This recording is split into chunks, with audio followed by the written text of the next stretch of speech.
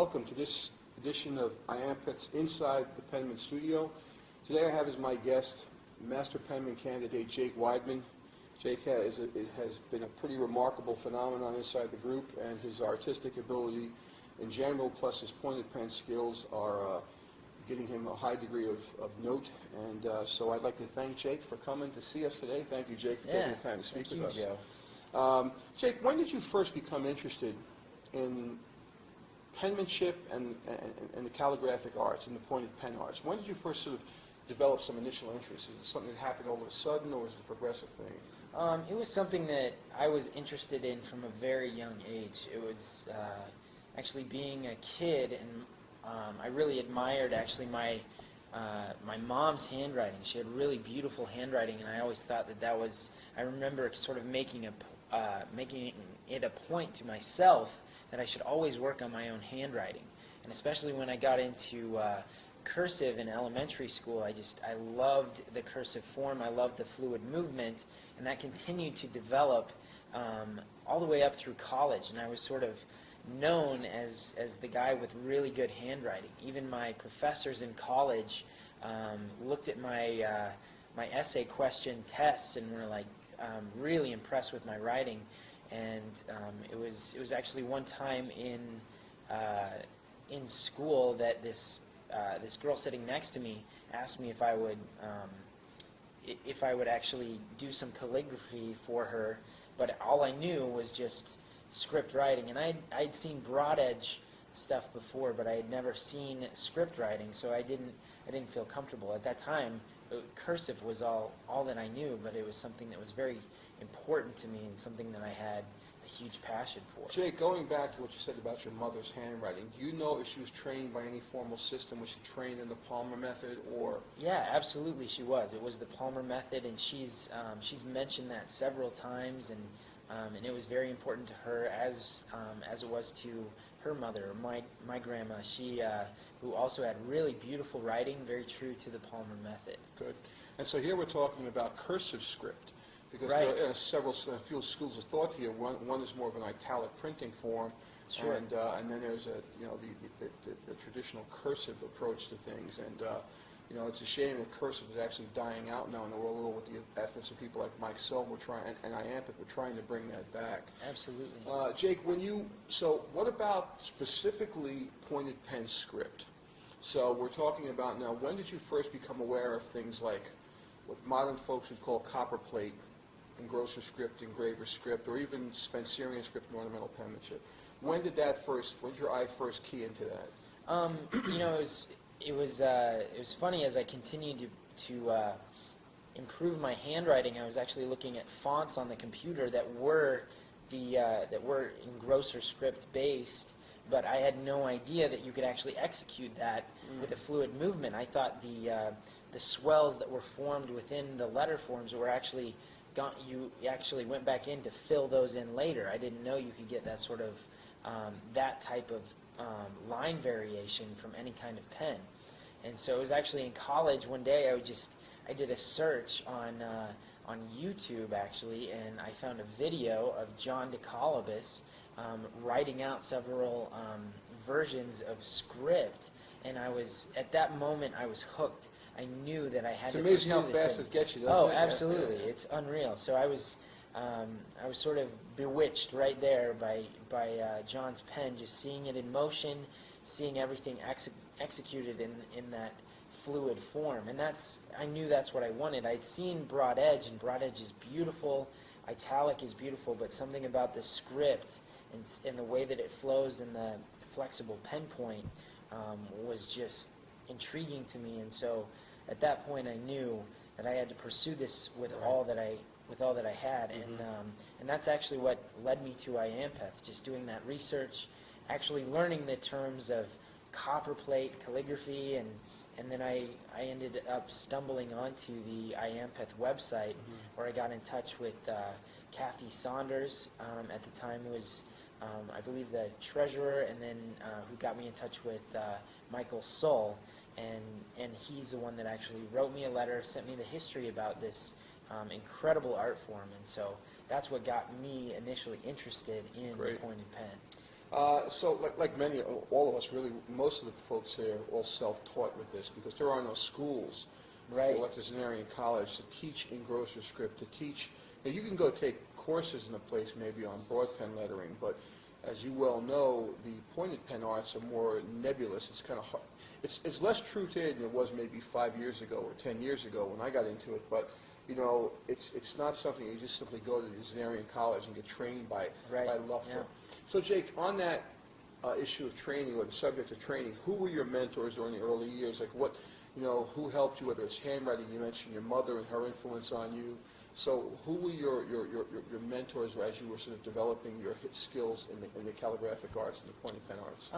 It was really just, it was really being self-taught, just really taking the time to look at the letter form and execute it. And like I said, I was in touch with Michael Soll at the time, and he's the one that he talked about some of the principles of Spencerian script, as that was sort of my introduction into it. But it was really just looking at the letter form, kind of playing around with it, understanding the principles of the pen, and learning how to execute them that way. It was a really, and you know, the more and more people I talk to, they seem to all have the same sort of rough start, where they go to the art store, they get a speedball plastic pen holder, the horrible like 101 Hunt 101 nib, and I was using a drawing ink, which wouldn't even stay on the pen point, and so it was just it was a really rough start.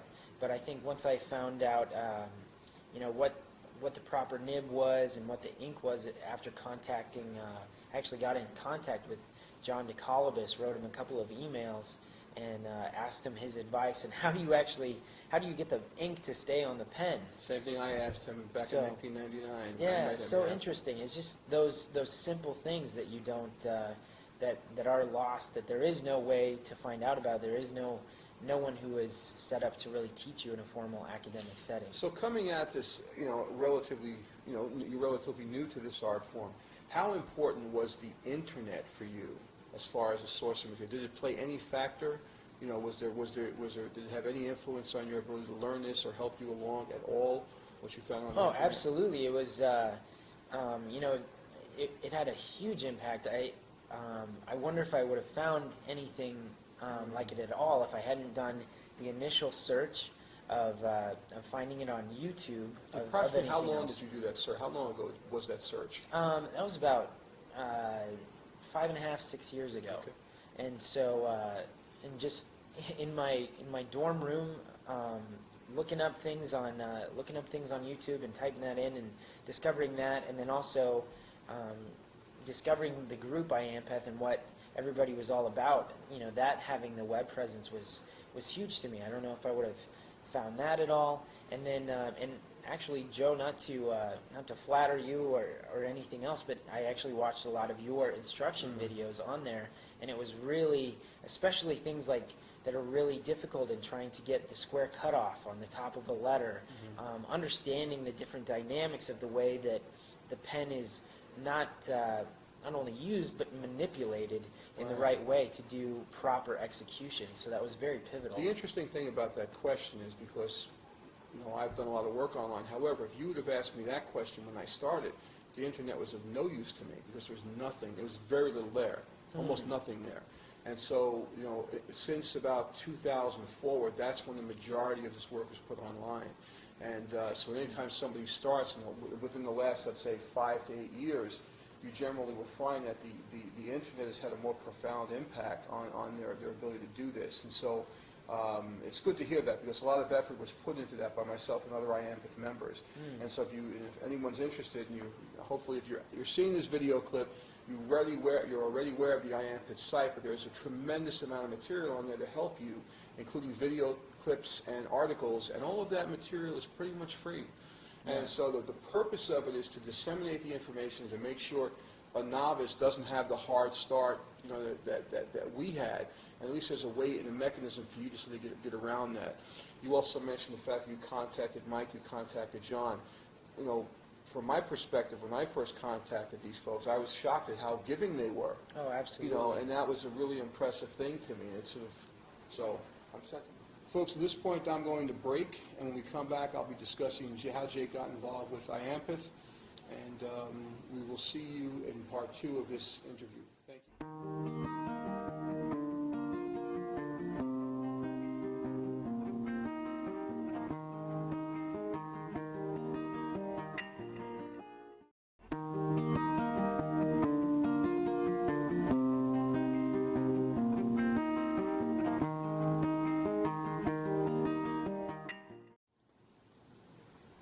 Welcome back. I'm interviewing Master Penman candidate Jake Weidmann.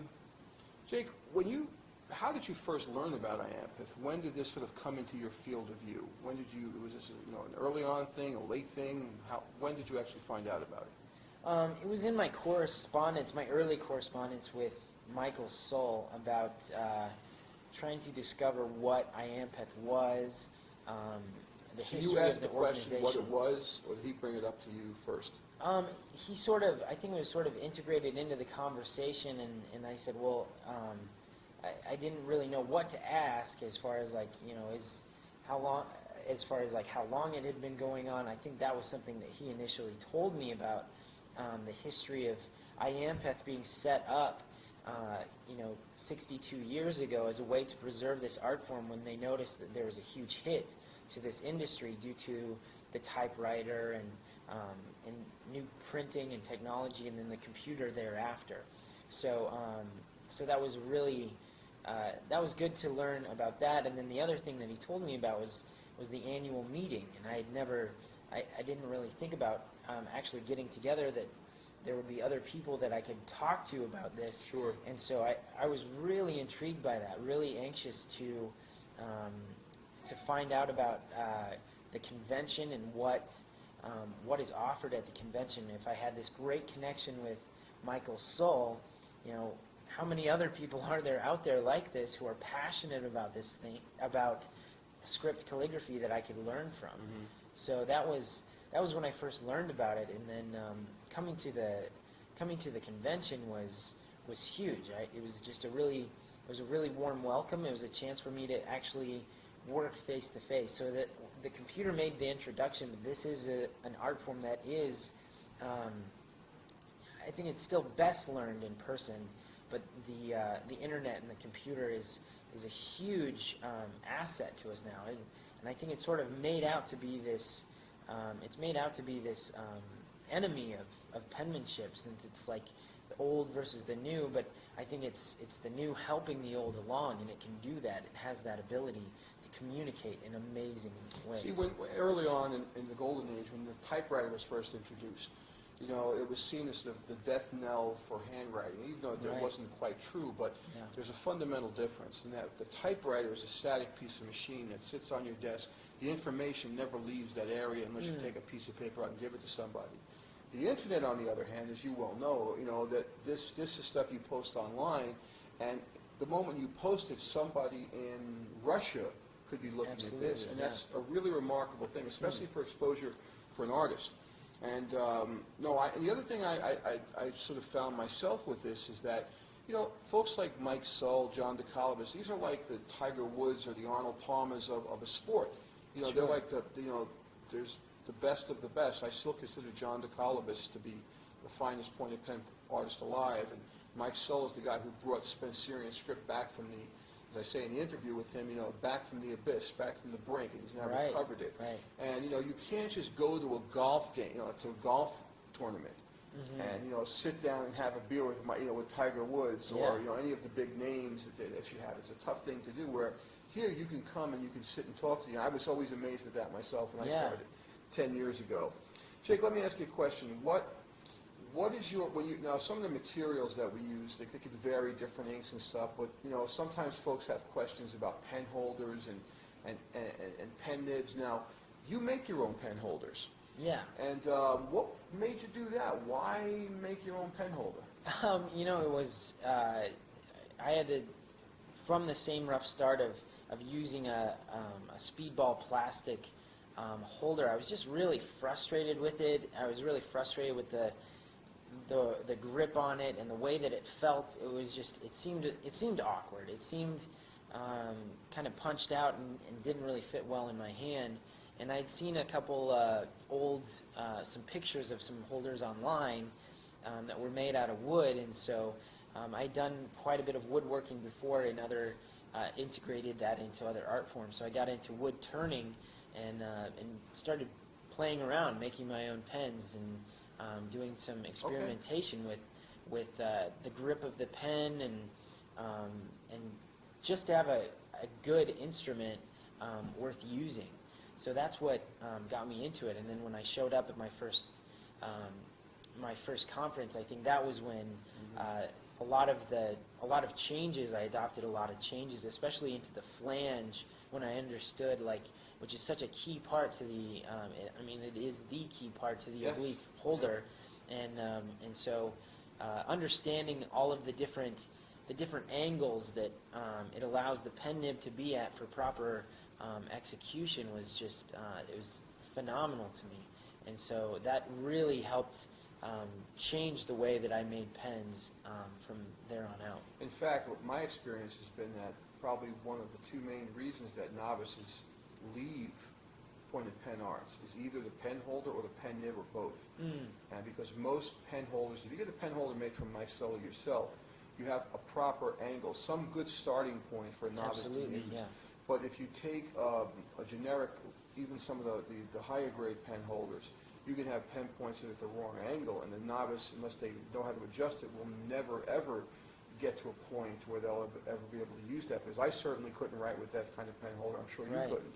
And for those interested, on the IAMPETH.com site, I do have a video clip that it speaks about how and why to adjust a pen holder, as well as articles on that subject as well. And are these pen holders available for people to purchase, or you just make it for yourself? I generally make them custom, but I do have some available through my website, and while it started out just as something for me, I found that having a good tool and offering that to anybody else who's out there who's interested in this art form, is going to help them along in the process. Because, like you said, learning this art form is an uphill battle, and so when you have these tools that work against you, that only discourages you so much more that it's almost like you have no choice but to just sort of put And the pen down. you even make what I would call high art pen holders as well. I mean, these are things that are more engraved in detail and stuff like that. So you have a gambit of the simple pen holder versus something that is, I've seen ivory inlay on your pen holders. Yeah, pre-band ivory, mammoth ivory. I've made them out of antler and all different kinds of exotic hardwoods, and some that are that kind of fit all different shapes and sizes of hands. Some that are ergonomically designed to work with your hand, because a big issue that a lot of people have is fatigue after writing for a long period of time. And then the other issue, another common issue, especially amongst beginners, is proper orientation of the pen and keeping the flange off to the side where it needs to be. So that's what I've kind of aimed for in seeing sort of troubleshooting a lot of the main problems that I see in learning to write. As a dentist, I've long been a proponent of thicker pen holders, and that's why I work with Brenda Broadbent on introducing the 5/8 oblique, as well as the carrot holder for someone who's got trouble gripping things. And as you well know, the other day I happened to speak to one of our convention attendees who was a hand surgeon, and he was very concerned about how narrow some pen holders are and the potential for injuring hands, carpal tunnel syndrome. Now, I know he came and bought one of your pens, and if I'm not mistaken, the pen he bought was actually more of an ergonomically designed shape. It was a pretty large pen staff on it, right? Absolutely. He ended up buying two different pens from me, and they both had more of an ergonomic design to them, Interesting. where they're contoured to fit the proper finger grip as you're writing with them. And Jake, you have a website that people can go to and contact you? Yes, it is jakeweidmann.com. It's an easy way to see my artwork, my pen holders, as well as get in touch with me with any questions that you might have. What's your favorite nib to use? And I realize it could be specific, but if you were going to do flourishing and ornamental penmanship, if you were going to go for one nib that you have access to, what would it be, vintage or modern? You know, the go-to nib for me is going to be a vintage Esterbrook 357. Nice flexible point. Yes, it's a very flexible point. It holds a very fine hairline. So that one for me is an excellent point. As far as a modern nib goes, I really like the Leonard Principle. Right. It's an excellent point as well, very flexible, fine point. So and good spring steel to it. So and it has decent memory as well, and can last you fairly long depending on the acidity of the ink and how aggressive you're being. It was based on the Jalad Principality. It doesn't equal that in character and quality because they're made differently. Sure. But I agree, it's of the modern point. It's one of the better ones to use. Jake, final question for you. Mm-hmm. If you had a time machine and a video camera, and you were able to go back in time, which one penman / engrosser / pen artist would you want to film and interview? You know, it's so hard to pick just one. You're going to have to. Okay, well, if I have to, then I would say Louis Mataraz, Okay. just because the other. I mean, you can look at some of the other penmen and their accuracy, such as C.P. Zahner. His accuracy was amazing in the way that he executed it. Or someone like Dennis was a phenomenal penman who did really beautiful flourishing. But the real execution point of Mataraz is, I think it's the point that baffles anybody. I don't think I'm really... It defies explanation. Right, it absolutely does. When you see it, it's just, there is question on how he actually executed it, what speed he was moving at, what the angle of his pen was when he was making his strokes, and so the type of rhythm that goes with going from shaded stroke to fine hairline. We actually have descriptions of his writing from his last student, W.C. Brownfield. Brownfield describes how he wrote, but still, even after I've read that several times, I can't picture it. It would be phenomenal. Could you imagine if we had a videotape or some type of film from that period, not video, but film from that period? And then you mentioned C.P. Zahner. From my perspective on someone like you, given the ability for you to do, you know, almost all forms of art and sculpture, plus the pen work that's not just the copperplate and grosser script, but also ornamental script and flourishing. I mean, your career trajectory is very similar to, not career trajectory, but your artistic abilities is very similar to Zahner, because for many of us, while we call Mataraz as being the ultimate for the ornamental penmanship, Zahner is sort of the model for, and if you look behind us, audience, you'll see Zahner's masterpiece. He considered this his masterpiece of flourishing. And this is, while we might refer to this as offhand flourishing, this piece was actually mapped out and done very intricately. This was what Zahner considered to be his masterpiece of flourishing. And so I think, Jake, you sort of parallel Zahner in that regard, to have Absolutely. a wide breadth of what, and that's a good model to use. So with that, I'd like to thank you, Jake, and I appreciate your time. It's always good to see you. Thank you so much. And thank you, audience, for listening. And so this is another edition of Inside the Penman Studio. Thank you. Please stand as we welcome our newest master and welcome him into the fold of the masters, Jake Weidmann.